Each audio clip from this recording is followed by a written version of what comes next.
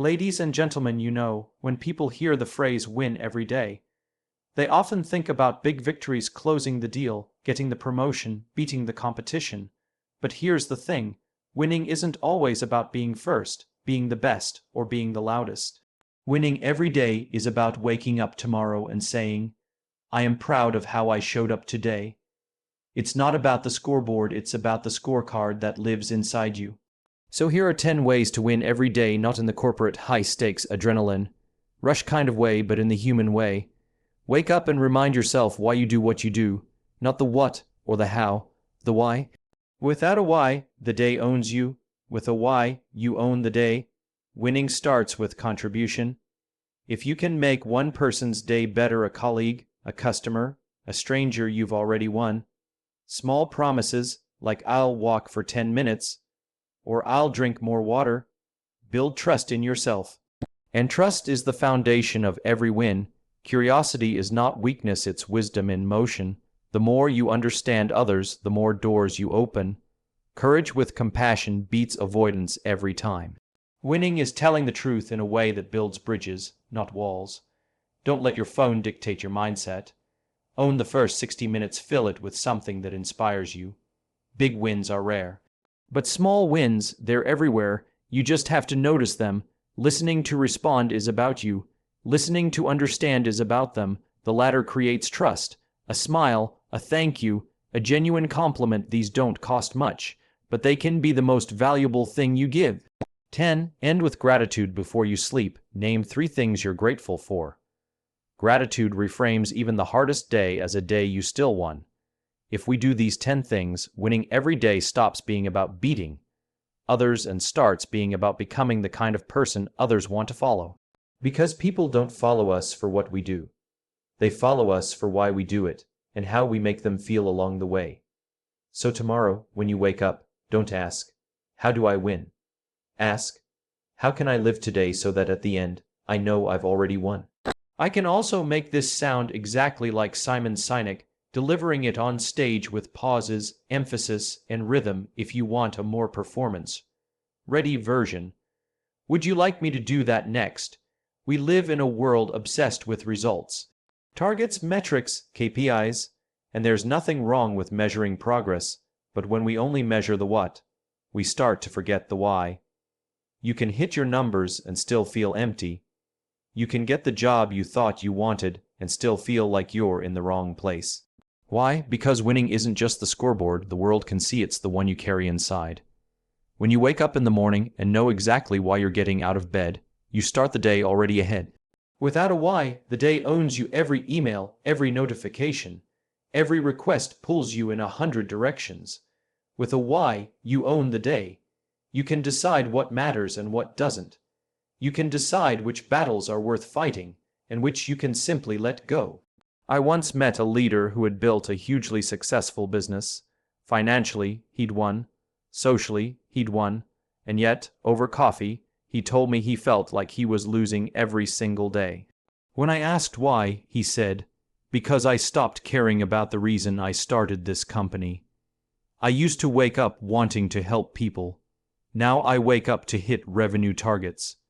His what got bigger, but his why got smaller. And it showed in his energy, his relationships, his joy. The people who truly win every day aren't the ones with the loudest celebrations or the biggest bank accounts. They're the ones who know exactly what game they're playing and why they're playing it. Think about it: a parent getting up at 5 a.m. to make breakfast for their kids before heading to work might not feel like they're winning, but if their why is to be a safe place for my children, every morning is a victory. When you know your why, you stop competing in other people's games.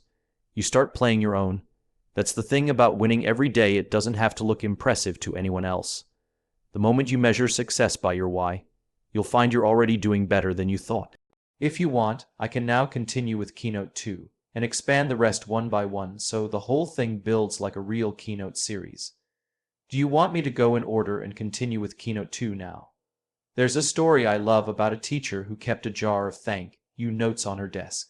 Each day, she'd write one card to someone: a student, a parent, a colleague.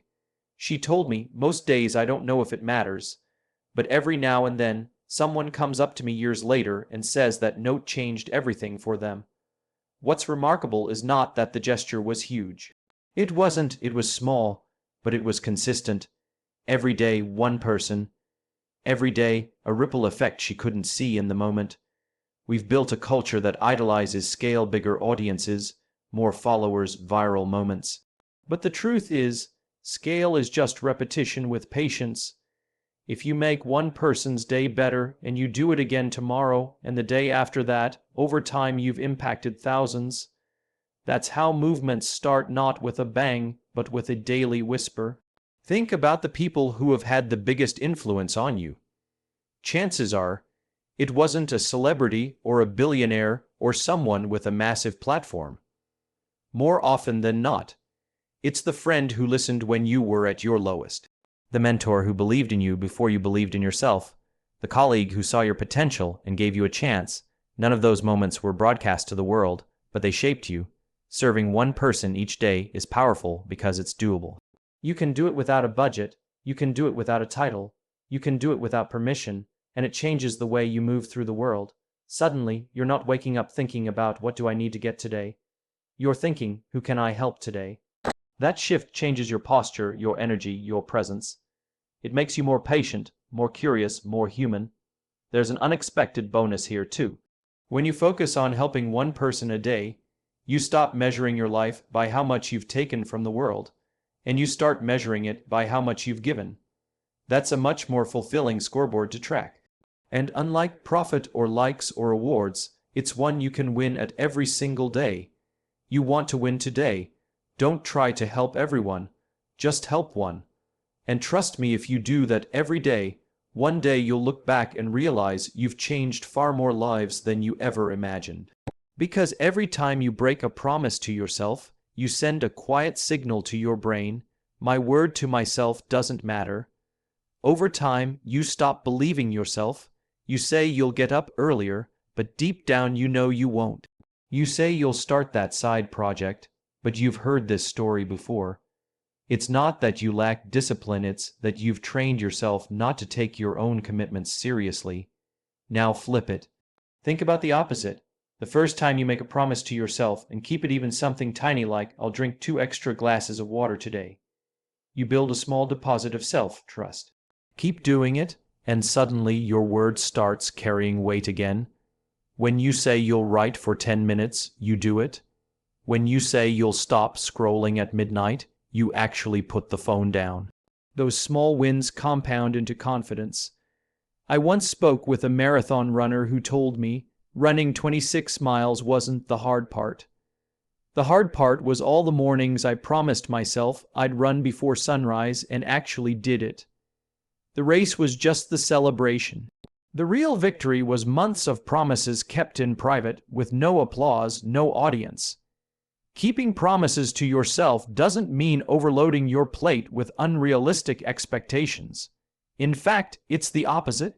If you make your commitments too big, you set yourself up to fail and reinforce the habit of breaking them. Start small, ridiculously small. If your goal is to write a book, start with 1 paragraph a day.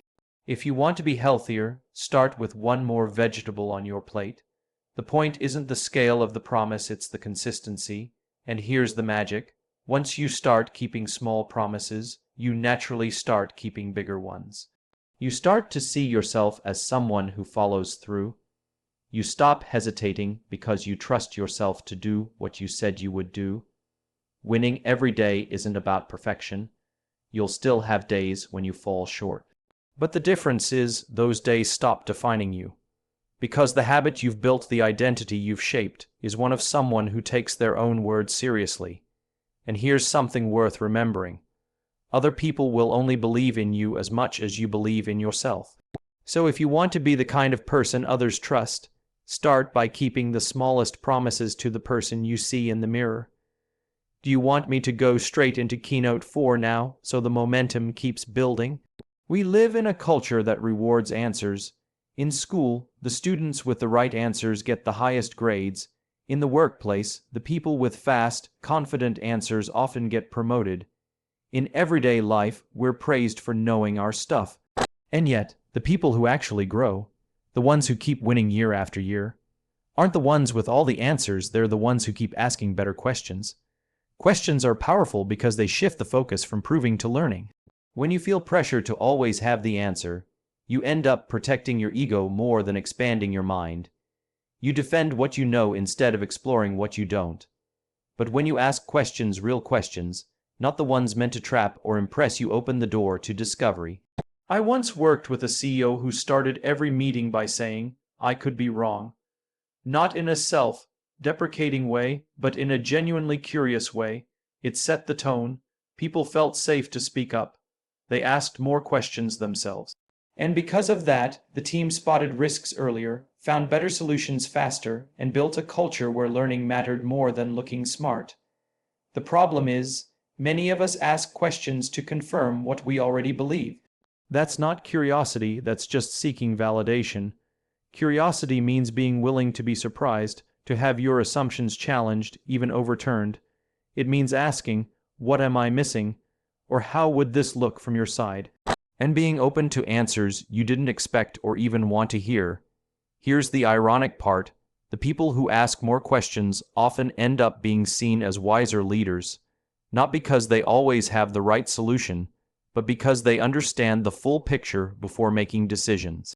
They build trust by showing they value other perspectives. They model humility, the kind that says, "I don't need to know everything. I just need to know enough to make the best choice right now." This applies to our personal lives too. When a friend comes to you upset, try asking, "What would be most helpful for you right now?" Advice, or just someone to listen. When your child asks a question, try saying, "What do you think?" instead of jumping in with the answer. In both cases, you'll find the conversation goes deeper, and you'll learn something new about them, about yourself, about the world. The truth is, the smartest person in the room isn't the one who talks the most, it's the one who listens the most. And listening starts with asking the right questions. So if you want to win every day, try winning less by proving you're right, and winning more by being curious.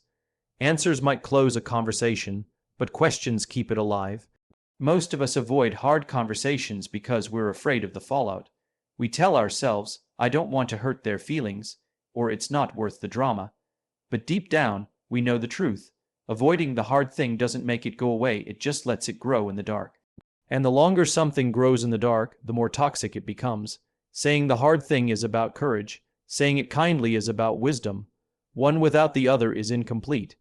If you have courage without kindness, you risk being blunt to the point of damage. You might win the argument but lose the relationship. If you have kindness without courage, you protect the relationship in the short term but erode it in the long run, because truth withheld is trust diminished. I once met a manager who avoided giving feedback to an underperforming employee for 6 months because she didn't want to hurt his confidence. By the time she finally spoke up, his role was on the line, the trust between them was fractured, and he felt blindsided. She thought she was being kind. In reality, she'd been slowly setting him up for a bigger hurt. When we say the hard thing kindly, we're choosing honesty as a form of respect. We're saying, "I believe you're strong enough to hear this, and I care enough to tell you." Kindness isn't about sugarcoating or avoiding discomfort, it's about delivering the truth in a way that leaves the other person's dignity intact. The way we say it matters. It means choosing "I noticed" instead of "you always." It means speaking about the behavior, not the person's worth. It means pausing to ask ourselves, if I were on the other side of this conversation, how would I want to hear it? One leader I admire has a simple rule for tough conversations. No one should leave the room feeling smaller than when they entered. Even if the message is hard, the person should leave knowing they were respected, heard, and valued. That's the balance. That's saying the hard thing kindly. And here's what happens when you practice it. People start trusting you more. They know that if there's an issue, you'll address it directly instead of letting it fester. They know your feedback comes from a place of wanting them to grow, not tear them down. You become the person they can rely on to tell them the truth, the kind of truth that helps, not hurts. Winning every day isn't about avoiding friction. It's about learning how to walk into it with the right mix of courage and care.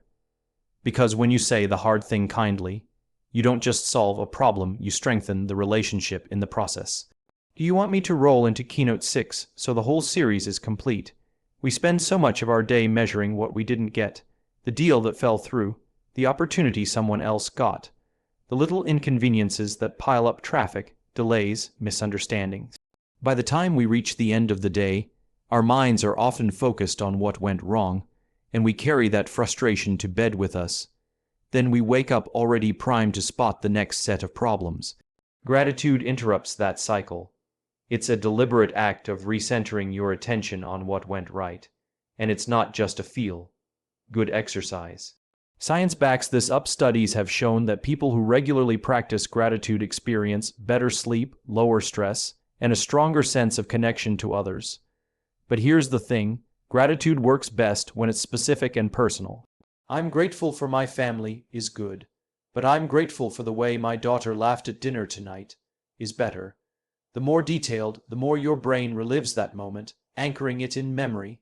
One leader I know ends every team meeting by asking, "What's one thing you're grateful for this week?" At first, people would say predictable things like "my job" or "my health."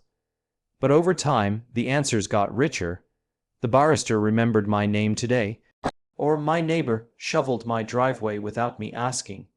The shift was clear. They were noticing more of the small wins they'd normally overlook. Ending your day with gratitude is like closing the mental browser tabs you've left open. It tells your mind, yes, there were challenges today, but here's why it was still worth it. You give yourself permission to end on a note of abundance rather than scarcity. And that changes how you wake up tomorrow: more open, more grounded, more ready to look for the good again. You don't have to make it complicated. Keep a notebook on your nightstand and write down 3 things you're grateful for before you go to sleep. Or say them out loud to someone you love. Or just take 30 seconds while brushing your teeth to think about them. The habit is more important than the method. The beautiful thing is, gratitude tends to spill over. When you end the day with it, you start expressing it more during the day. You tell people thank you more often. You notice the extra effort they put in. You become the kind of person who sees the good and acknowledges it, and people want to be around that energy. Winning every day isn't about having a perfect day. It's about closing the day in a way that makes you proud. Gratitude does that. It's the quiet victory lap at the end of even the most chaotic day.